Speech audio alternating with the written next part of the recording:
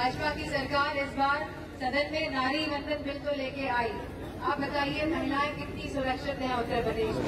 उत्तर प्रदेश में लगातार महिलाओं के साथ अपराध बढ़ रहे हैं। शिक्षक भर्ती को लेकर लखनऊ में महिलाएं, उनको मारा गया है, उनको पीटा गया है। डबल इंजन की सरकार आई तो क्या कहा गया था कि करोड़ों युवाओं को रोजगार मिलेगा, नौकरी मिलेगी। आप बताइए क्या कहीं रोजगार मिला है? अब आप सबको आकलन करना है कि इस सरकार ने हमें क्या दिया है। हमेशा से समाजवादी विचारधारा का सोच रहा है, जहाँ लोहिया जी ने यह विचारधारा की गैर बराबरी समाज में खत्म होनी चाहिए, कि भेदभाव जो समाज के जड़ों में जकड़ा हुआ है वह खत्म होना चाहिए। जहाँ उन्होंने समानता और संपन्नता की बात कही, वहीं जिनकी विचारधारा से आदरणीय नेताजी बहुत प्रभावित हुए और उन्होंने भी यही लड़ाई लड़ी कि समाज में गैर बराबरी खत्म हो, कि राजनीतिक, सामाजिक और आर्थिक बराबरी आए सबसे। और इसी विचारधारा के साथ आज भी समाजवादी पार्टी अटल है और माननीय अखिलेश जी इसी विचारधारा के साथ समाजवादी पार्टी को लगातार निरंतर आगे बढ़ाने का काम कर रहे हैं।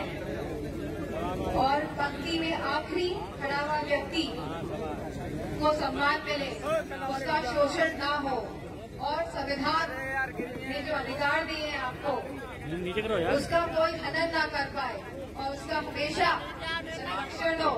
ऐसी विचारधारा के साथ समाजवादी पार्टी आगे बढ़ रही है। मुझे खुशी है ये यात्रा जो छिबरामऊ से होते हुए निकल रही है और जिसके लगभग 100 दिन पूरे होने जा रहे हैं। इसके लगभग 99 दिन हुए हैं और लगभग 100 दिन पूरे होने जा रहे हैं और लगभग 6000 किलोमीटर से हमारे युवा साथी इस यात्रा को लेकर निकले हैं और इसका मकसद है कि लोगों में जागरूकता आए, सामाजिक जागरूकता आए, कि समाज में हक, सम्मान और अधिकार की जो लड़ाई है वो लोग जाने, वो लोग समझे। जहाँ महिलाओं की बात है, नारी वंदन बिल तो लेकर आए। भाजपा की सरकार इस बार सदन में नारी वंदन बिल तो लेके आई। आप बताइए महिलाएं कितनी सुरक्षित हैं उत्तर प्रदेश में। न जाने कितनी घटनाएं ऐसी हो रही हैं जहां सरकार संज्ञान नहीं ले रही है कि उत्तर प्रदेश में लगातार महिलाओं के साथ अपराध बढ़ रहे हैं। चाहे हमारी बनारस यूनिवर्सिटी का मामला हो, चाहे बांदा की जो घटना हुई है जहाँ पे हमारी दलित बेटी को काट दिया गया, वहाँ उसका शारीरिक शोषण किया गया, और जहाँ कल की घटना है जहाँ हमारी शिक्षा महिलाओं जहाँ पे जो आरक्षण मांग रही थी, शिक्षक भर्ती को लेके लखनऊ में महिलाएं, उनको मारा गया है, उनको पीटा गया है। तो यह कैसा नारी वंदन विधेयक लेकर आई है ये सरकार। और जब समाजवादी पार्टी कह रही है कि इस बिल के अंतर्गत नारी वंदन बिल, इस नारी आरक्षण बिल के अंदर जहाँ पिछड़ी महिलाओं को भी उनका हक और सम्मान मिलना चाहिए, जहाँ अल्पसंख्यक महिलाओं को भी उनका हक, सम्मान और अधिकार मिलना चाहिए, तो सरकार, भाजपा की सरकार इससे मुंह मोड़ रही है। वो नहीं चाहती है कि आपकी बेटियां, आपकी बहनें संसद तक पहुंचे। किसी के साथ डबल इंजन की सरकार आई तो क्या कहा गया था कि करोड़ों युवाओं को रोजगार मिलेगा, नौकरी मिलेगी। आज युवाओं की संख्या लगातार बढ़ रही है और ज्यादातर जो लोग आज मुझे दिख रहे हैं आगे की तरफ युवा हैं। आप बताइए क्या कहीं रोजगार मिला है? क्या छिबरामऊ के किसी भी गांव में किसी भी हमारे बुजुर्ग के बेटों को रोजगार मिला या नहीं मिला? जो लोग बात तो करते हैं करोड़ों नौकरी देने की, लेकिन इनकी कथनी और करनी में बहुत फर्क है। समाजवादी पार्टी और नेताजी ऐसे नेता थे जिनकी कथनी और करनी में कोई फर्क नहीं था। जो कहते थे वो करके दिखाते थे।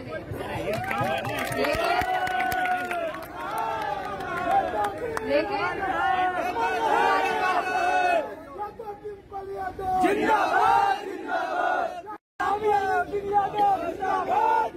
हमारे युवा साथी आज ये पीढ़ी यात्रा निकाल रहे हैं और जहाँ ये यात्रा बहुत लंबी थी, लेकिन आप लोगों ने पूरे उत्साह के साथ यह यात्रा निकाली है और मुझे खुशी है कि मैं भी आज इस मौके पे आप लोगों के बीच में उपस्थित हुई हूँ। कन्नौज में तो हुई हूँ और साथ में वेंथबरी में भी उपस्थित होंगी और फोटो वहीं पे खिंचवाऊंगी आप सबके साथ।